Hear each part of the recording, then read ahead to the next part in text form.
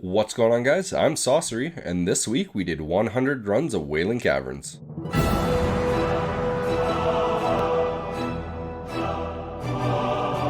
So as always at the start of these, we're gonna just show you guys where the dungeon is, just in case there is the odd chance some of you have never been here. Chances are that's not gonna be the case, but we're gonna do this anyways at the start of every video. So in the bottom left corner of the Northern Barren Zone, you will find the Wailing Caverns on the map here. The actual instance dungeon itself is inside of this skull-looking cave. Interesting fact, it took me my 100 runs plus countless times since 2004, since I've been playing this game since release, to realize that this cave is actually shaped like some kind of animal skull. So once you enter into the cave here, you're going to open up your map, and the instance portal is at the bottom of it right there.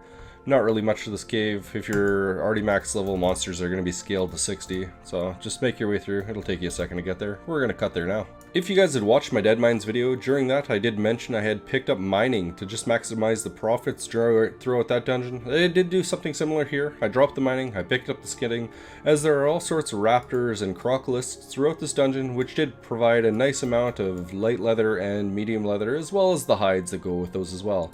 Alternatively, there are mining nodes and herbalism spots throughout this, so you can get that as a secondary profession, but I felt that I was spending enough time just doing the skinning alone that I didn't need to be doing that as well. If you decide you're going to pick up skinning for this dungeon, pro tip here, you're going to want to be using the bear tartar to maximize your speed throughout this, but you're not going to want to be killing every monster and stopping to skin it.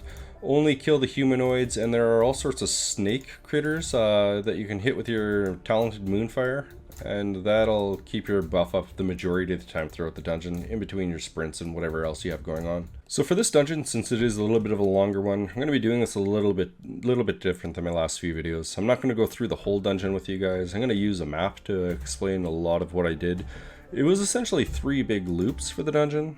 So your starting point is here, and the first loop you're going to be doing is actually coming out from the beginning here, getting up to this upper ledge and taking a right and taking a big circle along here to the point where you got to this bridge over here, coming back to your starting point, and then killing the group of raptors, crocolisks, and humanoids, whatever else you grabbed, up in this one spot here. I'll show you what that looks like in just a second.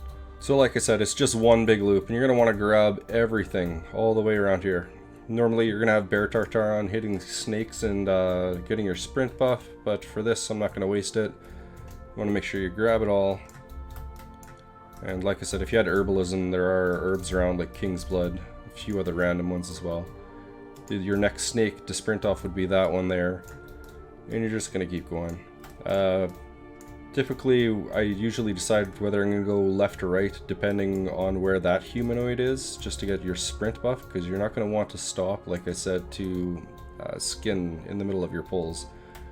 And then there normally is a slime right there. When I come back around, I hit that one with your next moonfire for the other sprint. At that point, you want to boost right there. Come down here and grab these 2 raptors over here, and then try and target the snake across the bridge for your next sprint from your bear tartar. Pull these guys here, and you're pretty much going to be back at where you started. I like to just pull them down off the side of this cliff here. If you can, hit that slime there with your next moonfire. And 50-50 chance whether Kresh, the turtle boss, is going to be walking back and forth here. If he is, just hit him with a moonfire, kill everything here, start your skinning. I'm not going to loot any of these guys because I've already done my 100 runs, and it is going to skew my results, so I just won't be picking anything up here. And that's it for the first loop. So for the second loop of this dungeon, it is going to be the left-hand side. Since you've jumped down here, killed everything, you're going to want to take this path here, come to the end, killed Lord Cobra here, and there's a jump off the cliff there. So obviously just try and get aggro on the first mob there and chain your way through. There's more snakes to moonfire along the way. One there, one there. There's actually going to be quite a few of them. You just kind of want to keep an eye out for them. There is a little bit of a stretch here where there are not too many mobs. I kept going back and forth whether I actually wanted to do this left-hand section of the dungeon and this right-hand section of the dungeon, and whether it would just be more faster or more profitable just to do the entrance and just do this main circle over and over again. But I figured since I was doing this video, I might as well just clear the entire dungeon in its entirety. I can't talk there. Anyways, let's keep going. I would moonfire off that guy. And there is a chest that can spawn in this dungeon. It does not require a key to unlock it or a rogue. It's always unlocked in this lower dungeon. It is either going to be behind Lord Pythos here, or in this next spot just over here. Another snake, you would use your Tartar sprint off of there. Next would be the humanoid over here. So, chest wasn't behind Lord Pythos there, but it is over here. It's always in one of those two spots, so make sure you loot it. So you're going to be doing this section in two pulls. If it's behind Lord Pythos, obviously kill everything there and then loot, because you can't open up the chest while you're in combat. If it's over here, you're going to be doing your pull up to this point, and then after that, you're going to want to pull everything in this section of the dungeon up until Lord Cobron. And once you have done that and killed everything, you're just going to be jumping off the ledge here and making your way back all the way over to this side of the section of the dungeon. I'm going to cut the video until we get over there, and I will show you guys my next loop. Okay, so we're back on the other side of the dungeon now. When you run back through this water, there are several crocodiles they can pick up and chain with you. This mess on the other side of the map is what we will be going through. It is fairly linear, so it's pretty hard to get lost, but several years back, this place actually got a revamp, I do believe. Because when I remember being in here, 2004, 2005, whenever I was fairly fresh at this game, I remember this place being an absolute mess. Every time I got in here, I hated coming because I would get lost. The groups always sucked.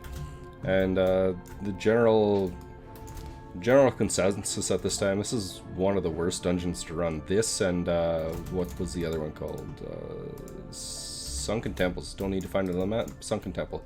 That one was really bad too. And it's not that they were bad dungeons, they were just long, confusing, and generally the tank almost every time had no idea where they were going. So before the dungeon run would end, most likely people would just get frustrated, disband, and you'd never end up actually clearing the end boss, so that was a little frustrating. I did say Sunken Temple was one of the bad ones, but honestly I can't wait to run it 100 times. It's one of the ones I'm more excited for at this point. It also has been revamped, so it will be a little bit shorter, but it should be good. I'd like to see how many times I'm going to end up with the epic sword off of Veronicus. Now obviously for this run I'm not picking up everything as I'm running, because it really just doesn't matter for this run. It's just speed to show you guys what's going on here. You are going to want to stop before you get to this ledge, line of sight everything behind the corner of this wall, kill everything as it's coming around. You should be able to do this section in two pulls, one up until this point and then everything till the end boss. If you do jump over this while you have everything following you, it is going to evade, run back, and you're either just going to have to start your run over again or just jump off the ledge here, pick it all up. I unfortunately did that once or twice, not thinking, just because it's got a little bit tedious around 80 runs. Once over, there's not too much of it left. There's a pull in this room. Gonna go up this hill here. A few more guys, boss there, and that's it for the dungeon. At which point you're gonna want to teleport out. If you're not a class that does have a teleport, there is also a quick exit in this dungeon, just behind Verdun here. You're gonna jump down this big hole. It will drop you into this pool, which puts you fairly close to the start of the dungeon. I use my teleport to get out every time just because I felt like it was going to be a little bit faster teleporting in and out, and it also gave me the option of doing some venturing in between the dungeons if I needed to. So yeah, that's the run. Rinse and repeat 100 times. It was about 10 minutes a run, roughly on average, depending on if I was fully paying attention or not. So I put about 15-16 hours into Wailing Caverns. That was quite a bit of time, but was it worth it? Probably not. I did make a little bit of gold, so we're just going to go over the loot here now. For crafting materials, a lot of light leather. 4,866 light leather. We got 1,260 wool, 1,100 linen. We got a fair amount of medium leather as well. At 8 gold a pop, that puts us at 1690 server buyout at this time, market value of 3.1k. So that's quite a few. I did end up keeping the deviate scales as well, perfect deviate scales. There might be something in leatherworking I can craft with that. Haven't looked into it yet, but chances are I'll make some money off that if there is, through Auction House Transmog, obviously. As far as gems go, we have 34 Tiger's Eyes, 45 Moss Agate, 99 Shadow Gem, 2 Lustrous Pearls from the clams that I was looting. All in all, I probably got about 30 clams, 2 pearls of the clams. Not too big of a deal. There were 6 silver right now. I'm probably going to go buy the rest of them on the auction house, because I do happen to use them a lot while crafting. Several patterns here. Minor Agility, 300 gold. 2 Braces to Strength, 45 gold a pop. Deadly Bronze Poignard. Still have no idea if I'm pronouncing that right or not. Anyways, 855 gold for that thing. Stylish Green Shirt, we have 2k there. All in all, we'll hit the TSM macro here. We have 51,394 gold in crafting materials alone before we get the transmog, which isn't too bad. Most likely I'm not going to sell any of this other than the patterns, because I believe I know all of them already. I'll send these off to my crafting alts, I'll make transmog with them. Whatever else, I'll increase my profits by quite a bit more than what I would just selling the raw mats. Before we do move on to the transmog items, one thing I wanted to touch up on as well, I looted 42 sharp claws. Whenever you get sharp claws or large fangs, those items, don't toss them out. Check to see what the prices are on the auction house. Shark fangs, for example here, I have needed them in the past, and every time that I've needed them, I've went to the auction house, and they've been 150 to 300 gold each. At this particular time, they're only a gold 59, but there's only one up for auction. So if I were to go buy that single one up for auction, I could repost all of mine for 150 gold. So much more in profit there, and it is something that people do need, because they are a pain in the ass to manually farm. Out of 100 runs, I only got 42 of them. The few times that I have needed them, I did try and go out and farm them, and I would farm them for an hour and maybe only get a couple of them. It's not really worth your time to farm them, and you just end up buying them on the auction house, and you're going to pay that 150 gold or 300 gold just to save yourself an hour. So, all in all, hang on to them, don't vend to them. They look like garbage, but they're really not. Let's take a look into the transmog items now. So I've gone and separated all my gear into 2 different sections here. I have my lower valued stuff in my bags right now. I have looted quite a bit of it, because with 100 runs, you're going to loot quite a bit of stuff. Everything you're seeing right now is valued between 300 and about 2,000 mark value at this time. So I have things like Feral Cloak, 323 gold, Warpaint Leggards, 874, Blood Spattered Loincloth, 699. Not amazing stuff, but definitely things that'll sell over time. Let's set the TSM macro, and we have, scroll down, 93,741 gold worth of stuff here, if you guys can see that on the screen.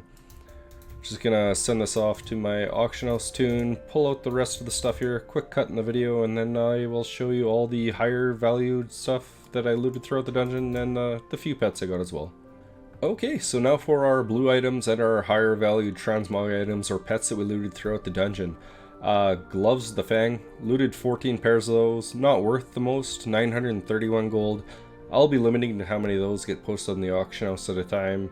Obviously not going to want to have them all up, because that's just a waste. They're not all going to get sold at once, or for a very long time for that matter, but they do sell, it looks like. Maiden Circle, 1900 gold in that. I did loot 7 Deviate Hatchling pets at 6.5k, 3 Grizzly Jerkins, a whole bunch of different loincloths here, valued anywhere between 8,000 to 17,000 gold each. Barbaric Cloth Robe, Barbaric Cloth Vest, 2 to 6k.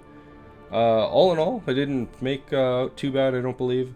My highest valued item here is the Outrunner's Leggards at 59,561 gold market value. Currently on my server about 12k, not the greatest, hoping to get a little bit more from that. But let's just hit the TSM macro here to see what I came out with for this bag of loot. So we are at 277,146 gold, which is not bad at all. So I'll tally everything up and let's see what we got here. For raw gold, we have 7,099. Crafting materials, we're looking at 51,394, and transmog, we have 370,887, for a total of everything combined, 429,380. That's more than Dead Mines and Ragefire combined, I do believe, if you guys were watching my last few videos. Was it worth my time ultimately? Probably not, but I'm not coming away with absolutely nothing. I should make a little bit of gold off of this in the end once everything sells. Obviously not going to get 100% those numbers, but definitely get some gold for sure. So I'm going to send all these items over to a new auction house tune I made. The character specifically for this series, so I can keep track of what I've farmed and how much gold I have made throughout my 100 dungeon run series. Chances are when I get close to finishing all of the vanilla classic dungeons, I'm probably going to see how much gold I have at that point and maybe do something with it, buy a mount or a pet or something. I don't know. I'd like to hear what you guys have to say about that. But that's pretty much going to wrap up this video. I'm going to try and have another one out next week. I like to do one of these once per week. So don't forget to subscribe. I have Patreon, Twitch, social media, and all that stuff in the description. Hope to see you guys next video. Take care.